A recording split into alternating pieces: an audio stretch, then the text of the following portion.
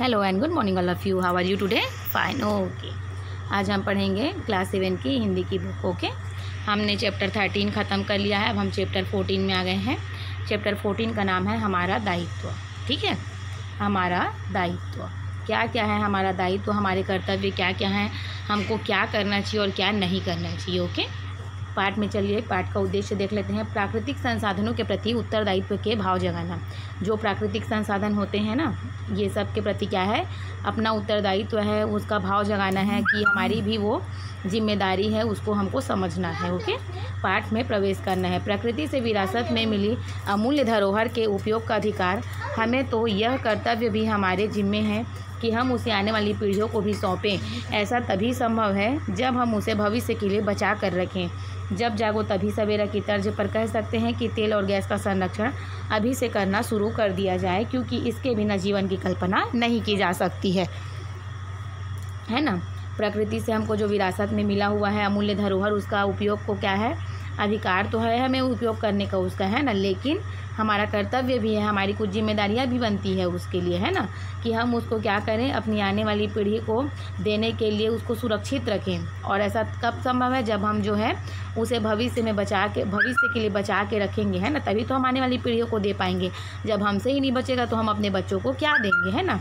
जब जागो तभी सवेरा, माने हम जब जाग गए, जब हमको समझ में आ गया तभी सवेरा हो गया, तभी हम उस चीज़ के लिए संरक्षण का उपाय करना शुरू कर देना चाहिए हमको, है ना। कह सकते हैं कि तेल और गैस का संरक्षण जो है क्या करना है, हमें अभी से शुरू कर देना जाना चाहिए, क्योंकि इसके बिना जो है जीवन की कल्पना नहीं की जा सकती है। क्योंकि बिना गैस के हम खाना नहीं बना सकते हैं ना, और बिना तेल के हम क्या बोलते हैं गाड़ी नहीं चढ़ सकते, बिना पेट्रोल बिना हम गाड़ी किस में चढ़ेंगे, तो हमारे लिए क्या हो जाएगा, दिक्कत हो जाएगा, तो जनजीवन जो है क्या हो जाएगा, अस्त व्यस्त हो जाएगा। ठीक है, चलिए पाठ पढ़ते हैं। कल्पना कीजिए, एक रोज़ आप सुबह उठे, सुबह एक प्याला चाय की इच्छा से भिगोना गैस पर रखा, पानी की खदबदाना और उसमें चाय पत्ती और इलायची की गंध से मन का तरोताज़ा होना एक अच्छी सुबह की शुरुआत का संकेत था कि अचानक गैस खत्म, फिर पानी का खदबदाना बंद, चाय की महक वहीं ठंडी होकर पसर गई। मन बेचारा कभी चाय को देखता तो कभी गैस को। मामला यहीं तक रहता तो मान लेते। दिन की शुरुआत अच्छी न सही, पर शेष दिन तो ठीक ही था। किंतु ऑफिस जाने के लिए गाड़ी बाहर निकाली तो ज्ञात हुआ कि क्या हो गया है, पेट्रोल खत्म था। जैसे तैसे ऑफिस पहुँचे तो देरी से आने के कारण बॉस की डांट और कलीग की सवालिया नज़रों का सामना करना कितना बुरा लग रहा था। जो कुछ भी हुआ भला उसमें आपका क्या दोष था, आखिर सारा गुनाह तो था गैस और पेट्रोल का, पर सज़ा मिली आपको। कल्पना करो, है ना। अब हम कल्पना करते हैं कि हम किसी सुबह, जैसे रोज़ सुबह जैसे हम आप उठते हैं ना, तो चाय पीते हैं, ब्रश वश करते हैं, फिर आप सोचो कि सुबह आपको चाय पीने की इच्छा है ना। आपने चाय बनाने के लिए बर्तन जो है गैस पे रख दिया है, पानी बढ़िया उबल रहा है ना, उसमें आपने चाय पत्ती और इलायची को डाली है, उसका गंध जो है आपके मन को तरोताज़ा कर रहा है कि अब जो है चाय बन के ठंडी, माने चाय बन रही है, अब मैं उसको पीने वाला हूँ, ऐसा करके, है ना। अब जो है अचानक उसमें आपका क्या होता है, गैस ख़त्म हो जाता है, फिर क्या है, पानी उबलना बंद हो जाता है, चाय की महक वही ठंडी रह जाती है। बेचारा मन जो है चाय को देखता है तो कभी क्या चीज़ करता है, कभी गैस को देखता है। जब हमारे साथ भी ऐसा होगा तो होगा ना, चाय पीने का मन रहेगा हमारा और हम चाय नहीं पी पाएंगे, तो हम क्या देखेंगे, अरे गैस भी ख़त्म हो गया, ना चाय भी पी पाई और गैस भी ख़त्म हो गया। मामला यहीं तक रहता तो भी अच्छा था, है ना। ये सोच लेते कि दिन की शुरुआत जो है अच्छी नहीं थी, शेष दिन तो ठीक जाएगा। लेकिन क्या समझ में आया कि जैसे ऑफिस जाने के लिए गाड़ी बाहर निकाली तो ज्ञात आया, मैंने ध्यान आया कि पेट्रोल खत्म था। अब जैसे तैसे ऑफिस पहुँचे, लिफ्ट से इधर उधर जैसे भी पहुँचे होंगे, है ना। अब देरी से आने के कारण जो है बॉस की डांट पड़ी और कलीग की, जो हमारे साथ में सहकर्मी काम करते हैं ना, उनको कलीग कहा जाता है, तो वो भी जो है अपने नज़रों से सवालिया नज़रों का सामना करना पड़ रहा है ना। वो पूछते तो कुछ नहीं है, लेकिन क्या है, ऐसे देखते हैं कि अरे कैसे लेट हो गया, ये पूछना चाह रहे हो, ऐसा देखते हैं ना, तो उसका सामना करना पड़ता है, तो क्या कितना बुरा लगता है हमको, है ना। तो जो कुछ हुआ उसमें हमारा क्या दोष था, हम ये भी सोचते हैं कि उसमें हमारा क्या दोष है। आखिर सारा गुनाह तो किसका था, गैस और पेट्रोल का था। गैस खत्म नहीं होती तो चाय ठीक टाइम पे बन जाता, चाय पी लेते, और अगर हम घर से निकले हैं, अगर गाड़ी में पेट्रोल होता तो वो टाइम पे ऑफिस पहुंच जाता, है ना। आइए अब आत्म मूल्यांकन करते हैं। यदि गैस और तेल का सही उपयोग नहीं किया गया तो दंड अंततः मनुष्य ही भोगेगा, है ना।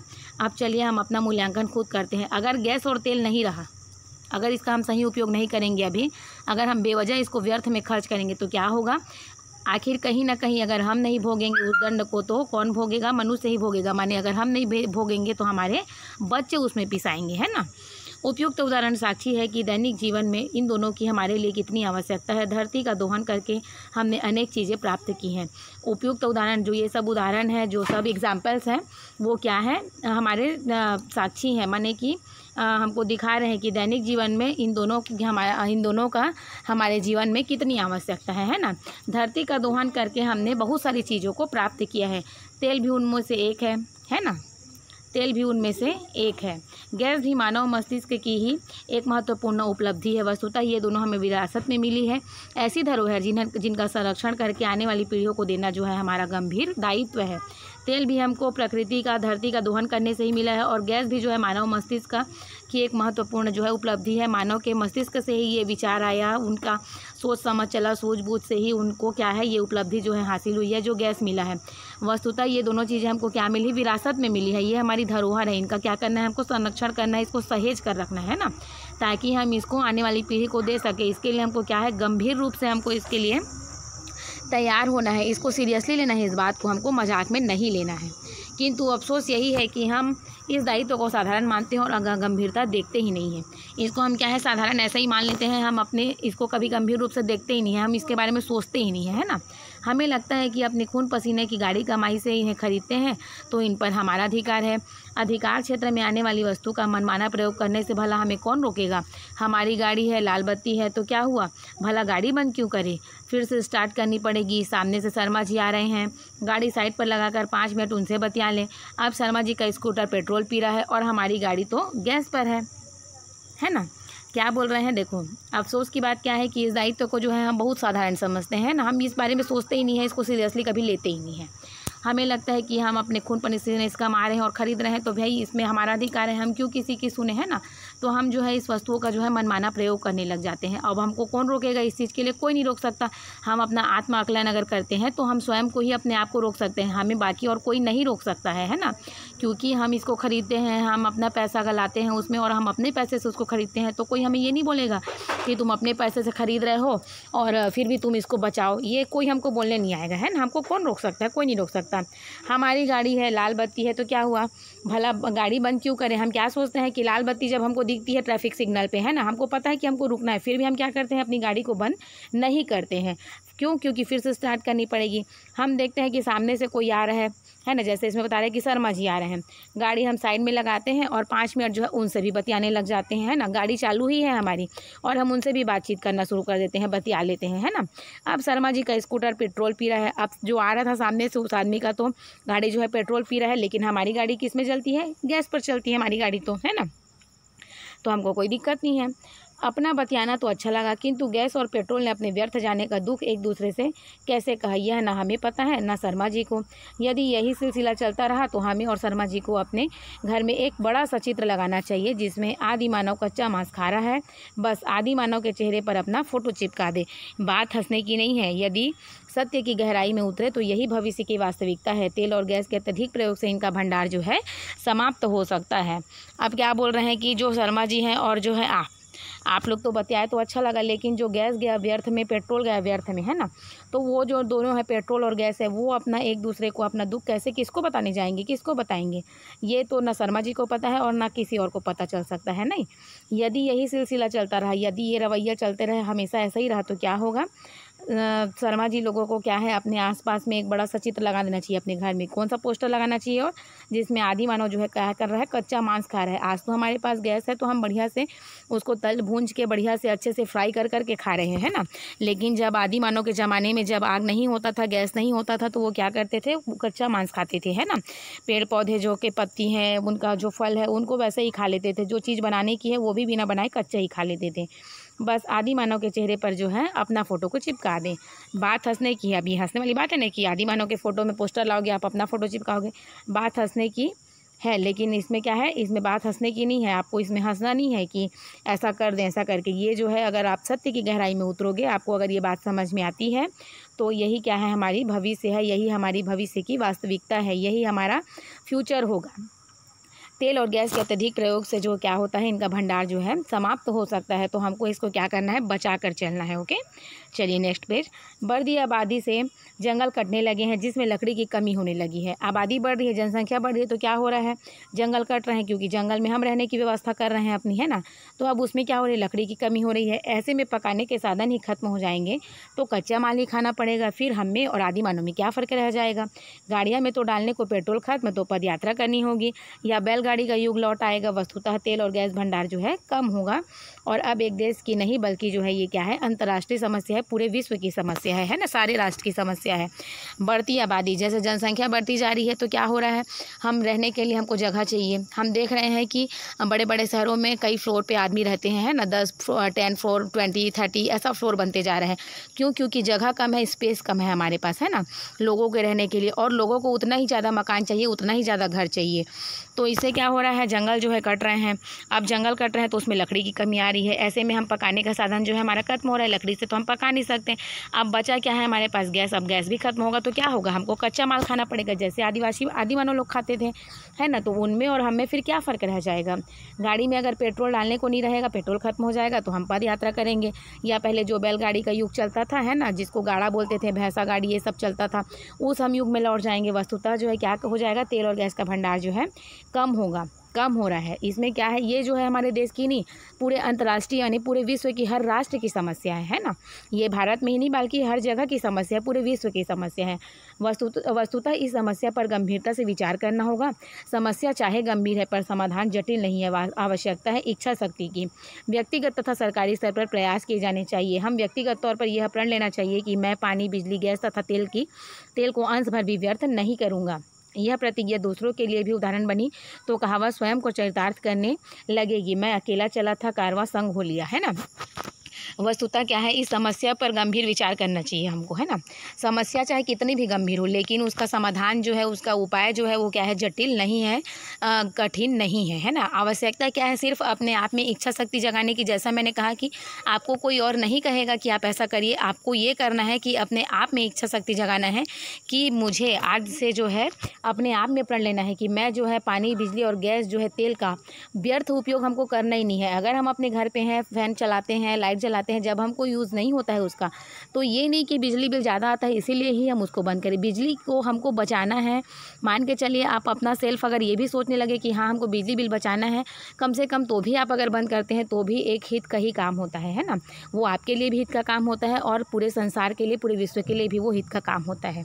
तो ऐसा हमको हमेशा करना चाहिए। जब भी आप क्लासरूम में होते हो तो मैंने आपको कई बार बोला है ना, असेंबली में हम आपको कई बार बोलते हैं कि जब आप अपने क्लासरूम से निकलते हैं तो वो आपकी रिस्पॉन्सिबिलिटी बनती है, आपकी जिम्मेदारी बनती है कि आप जो है अपने कमरे की, अपने क्लासरूम की फ़ैन और लाइट जो है ऑफ़ करके निकलिए। हम क्लास मॉनिटर बनाते हैं सिर्फ इसीलिए ताकि उनको एक जिम्मेदारी का महसूस हो। अगर क्लास मॉनिटर नहीं रहता है तो हम उसके एब्सेंट में भी बोलते हैं कि आपके एब्सेंट में वो काम करेगा, है ना। तो क्या है, इसमें हम एक यही सीख देते हैं, स्कूल भी बच्चों को ये सीख देता है कि आपको कहीं ना कहीं उस चीज़ को बचा के रखना है, सुरक्षित रखना है ना। तो इसके लिए क्या है, व्यक्तिगत और सरकारी स्तर पर भी प्रयास किए जाने चाहिए। व्यक्तिगत स्तर पे तो हम प्रयास करते हैं, जैसे हम स्कूल जाते हैं तो हमको स्कूल में ये सारी चीज़ें थोड़ी थोड़ी चीज़ें बताई जाती हैं, पूरे डिटेल में तो हमको नहीं बताया जाता, लेकिन कहीं ना कहीं बिजली बचत के लिए हम आपको ये ज़रूर बताते हैं कि आप जो है क्लासरूम छोड़ते वक्त, हम टीचरों को भी बोलते हैं कि अगर आप क्लासरूम छोड़ते हैं, अगर बच्चे नहीं बंद कर पाते हैं तो हर एक टीचर जो जिस क्लास में होता है वो उस क्लास का लाइट और फैन जो है ऑफ़ करके ही निकले अपनी क्लास से, है ना। तो ये प्रतिज्ञा जब हम करेंगे तो क्या है, दूसरों के लिए उदाहरण बनेगी। और कहावत जो है ना, जो स्वयं को चरितार्थ करने की कहावत है, वो कहावत जो है स्वयं को चरितार्थ करने की, वो सत्य हो जाएगा। और एक शायरी है, मैं अकेला चला था, कारवां संग हो लिया, है ना। लोग अकेले चलते हैं किसी अच्छे काम को करने के लिए, लेकिन जब लोग उसके साथ जुड़ने लगते हैं, जब एक के साथ 4 लोग जुड़ने लगते हैं तो ये उसी में ये चरितार्थ होता है कि मैं अकेला चला था, कारवां संग हो लिया। मेरे अच्छे काम में जो है बहुत सारे बहुत सारे लोगों ने मेरा साथ दिया और मेरे पीछे हो लिए और वो काम जो है सफल हो गया है ना, परिपूर्ण हो गया, अच्छे से हो गया। स्थिति यह है कि घर में जितने सदस्य हैं उतनी ही गाड़ियाँ चलती हैं। अधिक गाड़ियों का सीधा अर्थ है पेट्रोल खर्च तथा प्रदूषण बढ़ना।